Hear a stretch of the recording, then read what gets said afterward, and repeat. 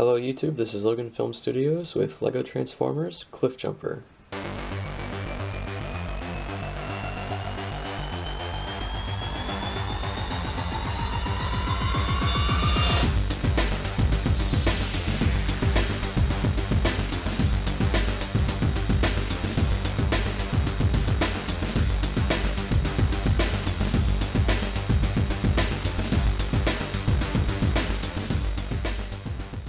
So here's Cliffjumper in his car mode, and he looks really good actually for a 4-wide car. It is based on my Bumblebee design, so that's why the car mode is a lot more rounded than it should be because it's based on a VW Bug design. It should be, I believe it's a Porsche, and the real car is a little bit more rounded, but the G1 design is very angular, which is something that I was not quite able to do at this scale. He does have the feature to open his doors, which is really cool, kind of a byproduct of the transformation, but it's extra special on this one because it allows me to hide the dark gray arms in robot mode. This is able to roll. He does have the black bumper, which is something that was very prominent on the toy and in the cartoon. So yeah, and he has the spoiler on the back. It sticks out a little bit too far, but that's the best I could do while sticking true to this design.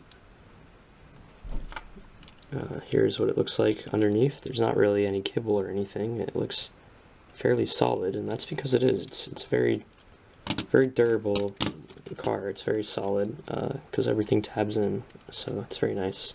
And for a comparison, here he is next to Bumblebee, so you can see how similar the two designs are. Obviously the front hoods are different and the windshields are different, but other than that, they're pretty much the same.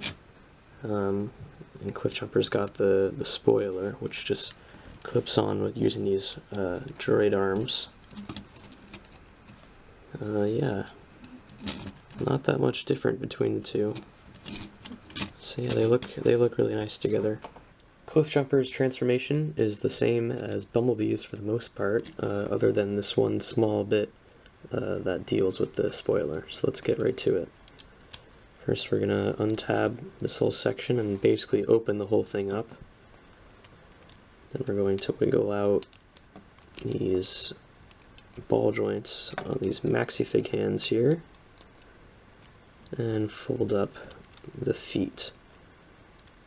Now we can come to this top part here and kind of maneuver all this stuff out of the way. We're going to take the spoiler and rotate the two halves of the spoiler down and then fold them down over the wheels. Next we will rotate this back panel for the car, and then we will rotate it on this black Travis brick. And we'll just rotate to the side, effectively forming a double hinge. And then next, just like Bumblebee, we want to rotate these clips right here, the 1x1 clips, and they need to be 90 degrees forward, but you have to rotate them both at the same time to keep them coordinated. So keep rotating them forward until they line up 90 degrees from where they were before. And then you can rotate these 2x1 slopes so that they are also straight along that line. Now we can fold down this back panel.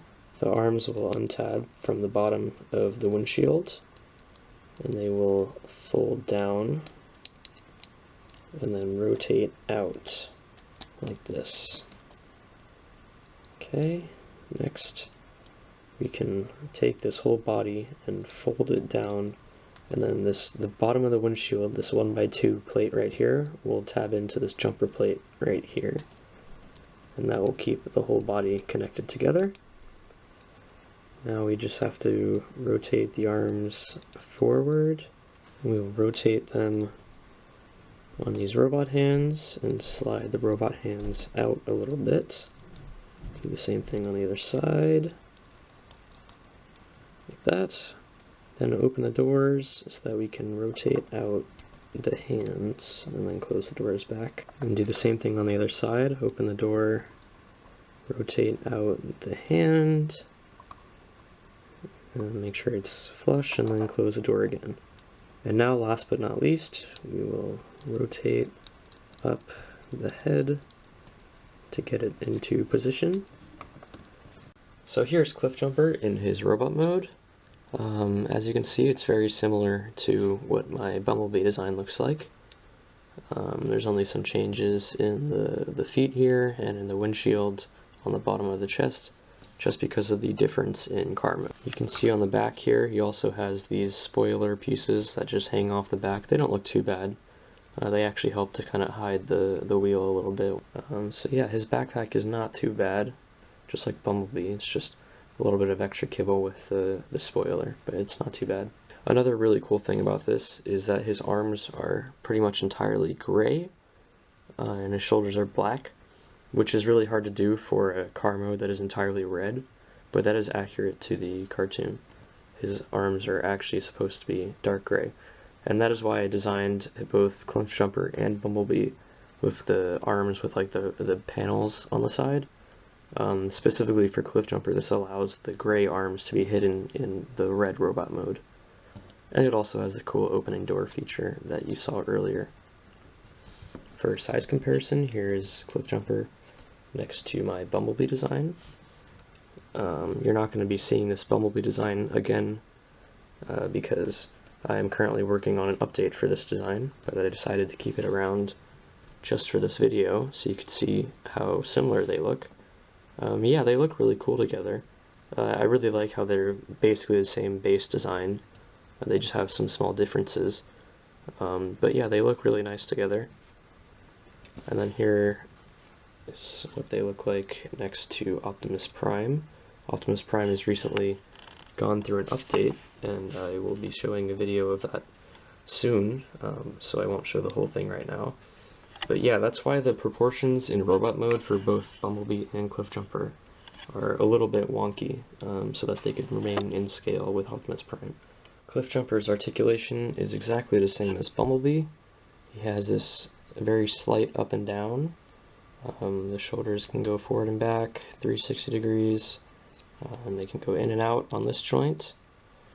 And they can go forward and back 90 degrees elbow bend here. And then the hand here can move side to side a little bit. The head can go forward and back, and it can rotate. And then there's a maxi fig hand ball joint for the leg, so it can go forward and back, and it can go in and out and rotate here and everything. There's not really a knee, but there is this kind of like ankle type thing, which allows him to get a very slight ankle tilt, but it also lets him move his ankle like forward so you can get some sort of dynamic stance or running pose out of him. So yeah, not the most posable thing in the world, but I think it's good enough for now. The new version that I'm working on for Bumblebee will have more articulation, and once I'm finished with the Bumblebee version, I will be sure to make a Cliffjumper repaint. As an accessory, I've built Cliffjumper's famous bazooka weapon that he used in the first episode of G1, where he attempts to shoot Megatron. Cliffjumper, what are you doing? I've got Megatron dead center in my viewfinder. And misses. This was a pretty simple design that clips onto his hand with this nozzle piece, and it's got these levers as the stand, so he could rest it on a ledge of some sort. So yeah, pretty simple design, but it's a really cool accessory. And it can clip onto his hand like this, and he is able to hold it with two hands, which is a really nice feature. Not a lot of Transformers are able to move their arms inward like this to hold weapons with two hands. So I was really glad that Cliffjumper was able to do this. That's about it for LEGO Transformers Cliffjumper, and I'll see you guys next time with my next LEGO Transformer.